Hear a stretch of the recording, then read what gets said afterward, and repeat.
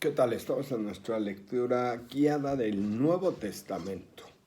Hoy en nuestra clase o sesión número 491 y vamos a dar lectura al capítulo 9 del Evangelio de San Mateo. Padre, Hijo y Espíritu Santo, bendito por siempre seas. Señor Dios nuestro, te reconocemos, te alabamos, te glorificamos. Santificamos tu nombre, Santa y Augusta Trinidad. Amén. Capítulo 9, Evangelio de San Mateo. Jesús subió a una barca, cruzó a la otra orilla y llegó a su ciudad. Le trajeron un paralítico tendido en una camilla. Al ver Jesús la fe que tenía, dijo al paralítico: ánimo, hijo, se te perdonan tus pecados. Entonces algunos letrados pensaron: este blasfema. Jesús, percibiendo sus pensamientos, dijo: ¿por qué piensan mal? ¿Qué es más fácil, decir se te perdonan los pecados o decir levántate y camina? Pues para que sepan que el Hijo del Hombre tiene autoridad en la tierra para perdonar pecados, dirigiéndose al paralítico le dijo: levántate, toma tu camilla y ve a tu casa. Él se levantó y se fue a su casa. La multitud al verlo quedó atemorizada y daba gloria a Dios por haber dado tal autoridad a los hombres. Cuando se iba de allí, vio Jesús a un hombre llamado Mateo sentado a la mesa de recaudación de los impuestos. Le dijo: sígueme. Él se levantó y le siguió. Estando Jesús en casa, sentado a la mesa, muchos recaudadores de impuestos y pecadores llegaron y se sentaron con él y sus discípulos. Al verlo, los fariseos dijeron a los discípulos: ¿por qué su maestro come con recaudadores de impuestos y pecadores? Él lo escuchó y contestó: no tienen necesidad del médico los sanos, sino los enfermos. Vayan a aprender lo que significa misericordia quiero y no sacrificios. No vine a llamar a justos, sino a pecadores. Entonces se le acercaron los discípulos de Juan y le preguntaron: ¿por qué nosotros y los fariseos ayunamos mucho mientras que tus discípulos no ayunan? Jesús le respondió: ¿pueden los invitados a la boda estar tristes mientras el novio está con ellos? Llegará un día en que les arrebatarán al novio y entonces ayunarán. Nadie usa un trozo de tela nueva para remenar un vestido viejo, porque lo añadido tira del vestido y la rotura se hace más grande. Ni se echa vino nuevo en odres viejos, pues los odres reventarían el vino, se derramaría y los odres se echarían a perder. El vino nuevo se echa en odres nuevos y los dos se conservan. Mientras les explicaba eso, se le acercó un jefe, se postró y le dijo: mi hija acaba de morir, pero ven a imponerle tu mano y ella recobrará la vida. Jesús se levantó y le siguió con sus discípulos. Entretanto, una mujer que llevaba 12 años padeciendo hemorragias se le acercó por detrás y le tocó el borde de su manto, pues se decía: con solo tocar su manto quedaré sana. Jesús se volvió y al verla dijo: ten ánimo, hija, tu fe te ha curado. Al instante la mujer quedó sana. Jesús llegó a casa del jefe y al ver a los flautistas y el barullo de la gente, dijo: retírense, la muchacha no está muerta sino dormida. Se reían de él, pero cuando echaron a la gente, él entró, la tomó de la mano y la muchacha se levantó. El hecho se divulgó por toda la región. Cuando se iba de allí, 2 ciegos le seguían dando voces: Hijo de David, ten compasión de nosotros. Al entrar en casa se le acercaron los ciegos y Jesús les dijo: ¿creen que puedo hacerlo? Contestaron: sí, Señor. Él les tocó los ojos diciendo: que suceda como ustedes han creído. Se les abrieron los ojos y Jesús les advirtió: cuidado, que nadie lo sepa. Pero ellos se fueron y divulgaron su fama por toda la región. Mientras salían los ciegos, le trajeron mudo endemoniado. Expulsó al demonio y el mudo comenzó a hablar. La multitud comentaba asombrada: nunca se vio tal cosa en Israel. Pero los fariseos decían: expulsa demonios con el poder del jefe de los demonios. Jesús recorría todas las ciudades y pueblos enseñando en sus sinagogas, proclamando la buena noticia del reino y sanando toda clase de enfermedades y dolencias. Viendo a la multitud, se conmovió por ellos, porque estaban maltratados y abatidos, como ovejas sin pastor. Entonces dijo a los discípulos: la cosecha es abundante, pero los trabajadores son pocos. Ruegan al dueño de los campos que envíe trabajadores para su cosecha. Palabra de Dios. Yo agradezco infinitamente su comprensión de que a veces algún día tengo, pues sí, un día muy pesado, y yo trato de cumplir con mucho gusto, con mucha felicidad. A veces el cuerpo dice ya, ya, ya, pero no, un poco más, y claro que este pequeño sacrificio también le agrada a Dios.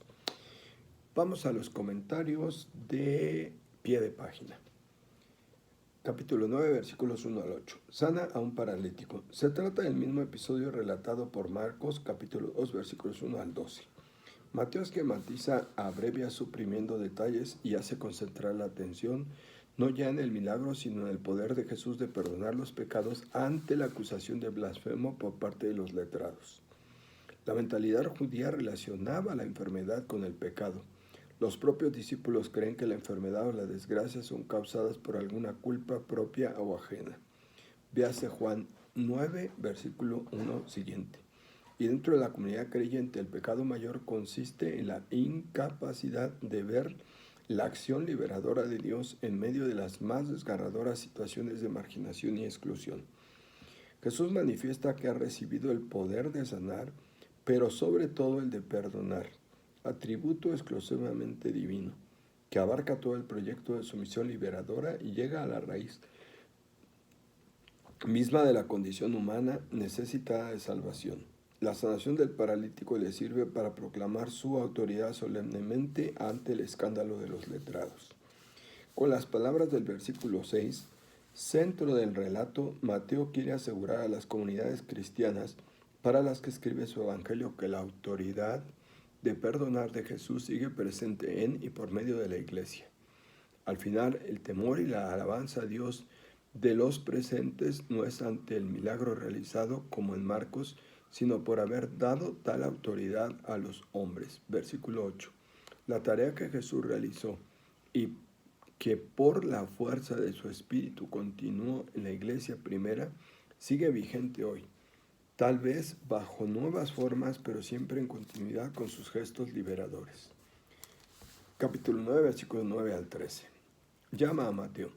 Comparte la mesa con pecadores. Mateo, a quien el Evangelio de Marcos llama Leví, capítulo 2, versículo 13 al 16, se identifica como el pecador llamado por Jesús.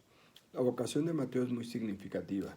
Jesús elige a un recaudador de impuestos, a un publicano al servicio de Roma, potencia ocupante. Y como todos los recaudadores de impuestos, con muy mala fama ante el pueblo, Jesús le da un voto de confianza, sin pedirle confesiones públicas de conversión. Mateo, don de Dios, en hebreo, le sigue inmediatamente dejándolo todo. La vocación es una forma de sanación. El que es llamado es perdonado. La llamada soberana de Jesús le hace pasar de la esclavitud del dinero a la libertad del seguimiento. Jesús, asiduo comensal en la mesa del pobre y del pecador, hizo de la comida compartida con todos sin discriminación uno de los símbolos más expresivos de la novedad del reinado de Dios que proclamaba. De ahí el escándalo generado por su práctica de convidar o dejarse invitar por recaudadores de impuestos y pecadores, personajes más vistos que las élites por las élites socio-religiosas. El gesto mismo es ya un desafío a las barreras y a sus valoraciones humanas. Ante Dios todos somos iguales, pecadores necesitados de su misericordia y de su pan de vida, como era de esperar. Su reputación entre la clase social y religiosamente correcta de su tiempo cayó por los suelos. Jesús tiene el valor de repetirlo y le acepta el apelativo de borracho y comilón, amigo de recaudadores de impuestos y pecadores. Asimismo utiliza las comidas como ocasión para invertir las relaciones piramidales de la sociedad, tanto por los invitados que se eligen pobres y marginados, como por la valoración de los servidores. Y también utiliza la comida en común para cambiar los modos de juzgar y de actuar que marginaban a los pobres de la mesa de Dios y de los hombres. Atendiendo a la acogida que Jesús hace de los pobres, marginados y enfermos,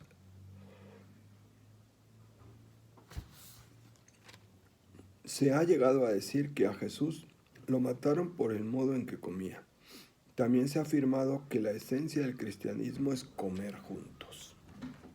Ay, por favor, no dejen comer juntos en familia, con sus amigos, con las personas más queridas. Qué importante, qué bello, comer juntos. Bendito sea Dios, la posibilidad de poder comer juntos. Capítulo 9, versículo 14 al 17, sobre el ayuno. A través de esta consulta particular sobre el ayuno se entrevé el simbolismo del Mesías esposo. Mateo 22, 1 al 14, 25, 1 al 13. Los discípulos de Juan el Bautista continúan todavía aferrados a la vieja mentalidad, centrados en la penitencia y una visión pesimista de la vida. No han descubierto que la fiesta del reinado de Dios ya ha comenzado. Juan no es esposo ni Mesías. Véase Juan 3:28 siguiente. Jesús procura suavemente con imágenes abrir los ojos de los discípulos del Bautista a la nueva realidad. Al mismo tiempo deja entrever el desenlace trágico. Les arrebaten al novio, versículo 15, como arrebatan al siervo, Isaías 53:8. Los amigos del novio deben sacudirse de la tristeza heredada. Con su buena noticia para los pobres, Jesús les abría a todos los oprimidos y marginados por la oficialidad religiosa la puerta de la alegría, y lo hacía sin permiso de la ley ni de la oficialidad del templo. Para justificar la alegría que debía acompañar a sus seguidores, Jesús daba esta única razón: precisamente por ser pobres y oprimidos, eran los amigos del novio. Jesús alude a los textos del Antiguo Testamento que habían expresado la promesa de Dios de desposarse con su pueblo. Oseas 2, 16 al 22. Este desposorio él lo estaba realizando especialmente con su opción por los pobres y marginados. Y esta era la alegría que nadie podía arrebatarle al pobre, la de sentirse en Jesús amado del Padre. Y era este Dios su esposo quien lo liberaba del poder de la ley que se había adueñado hasta de su alegría. La novedad que trae el esposo se explica en los versículos 16 siguientes con las parábolas del remiendo en el vestido viejo y del vino vertido en odres viejos. El reinado de Dios no es una reforma. Lo nuevo siempre entra en conflicto con lo envejecido. Las imágenes del vino y del vestido nuevo dejan claro que el Evangelio debía mantener su independencia sin contaminaciones, sin alianzas que lo desnaturalizaran. Las instituciones de aquel tiempo eran para Jesús odres viejos sin resistencia y vestidos viejos sin consistencia. El Evangelio y los grupos de poder eran y deben ser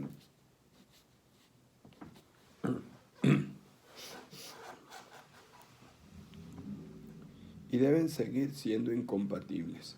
El mensaje evangélico no se puede manipular para ir a remendarle un paño ya gastado. Véase Salmo 102, 27, Jeremías 13, 7. Es un vino que no puede contener instituciones envejecidas y caducas, al igual que el judaísmo legalista y farisaico con el que se enfrentó Jesús. La mentalidad de grupos cristianos o de las instituciones eclesiales de hoy también puede convertirse en telas y odres viejos si no están convencidos de que el Evangelio no es una mera reforma de instituciones caducas, sino una alternativa de parte de Dios a lo viejo. Capítulo 9, versículos 18 al 26. Sana a una mujer y resucita a una niña. Ambos milagros están entrelazados y se encuentran en los tres sinópticos.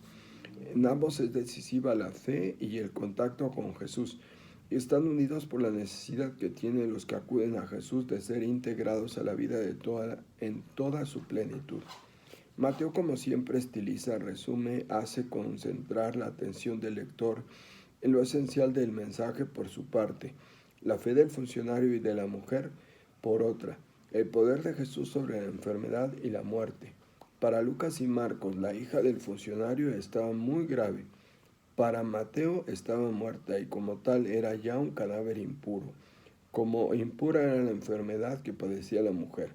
El dolor de este padre y la vergüenza de esta mujer pueden ser un símbolo de todos nuestros males personales y colectivos.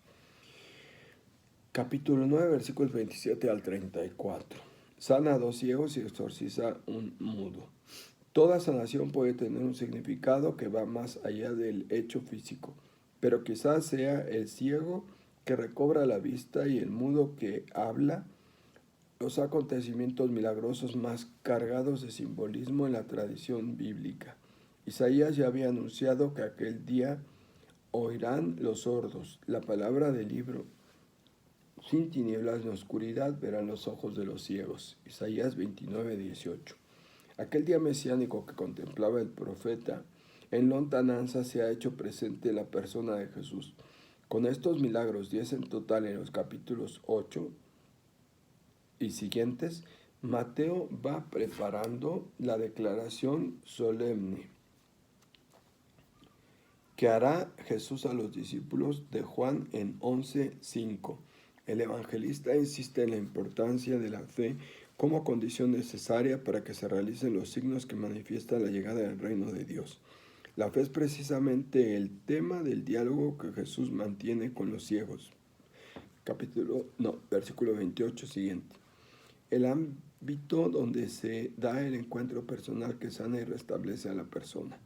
La presencia del reinado de Dios, sin embargo, es y seguirá siendo signo de contradicción. Mientras que la multitud de los pobres y sencillos se asombra, alborozada, versículo 33, véase Isaías 29:19. Los fariseos de siempre, ciegos de profesión, se confirman en su ceguera, expulsa demonios con el poder del jefe de los demonios. Versículo 34. Capítulo 9, versículo 35-38. El resumen narrativo de la actividad de Jesús. Compasión de Jesús. Estos 4 versículos sirven de intermedio, cierran una sección y abren otra. Jesús, el Mesías, ha anunciado el comienzo del reinado de Dios con palabras y obras. Su primer discurso, el Sermón del Monte, ha sido confirmado por signos y milagros.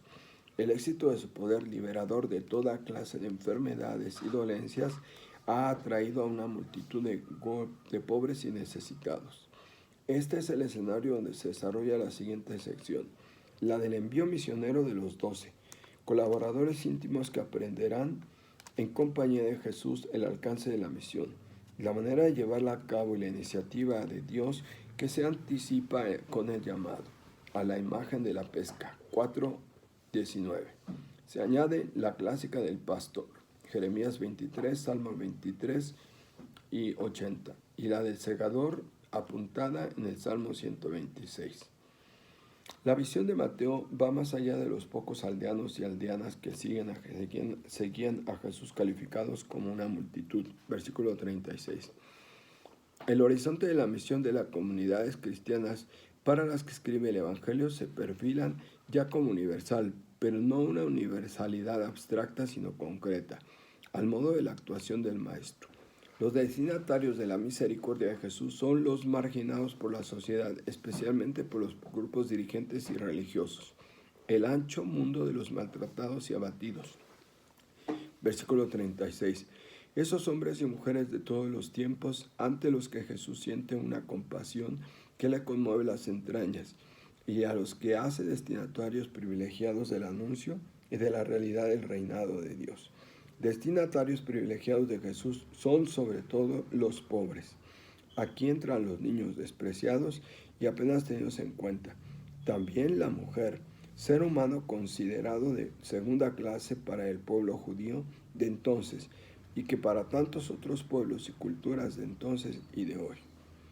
Ellos son los pequeños que los servidores en la comunidad eclesial deben privilegiar.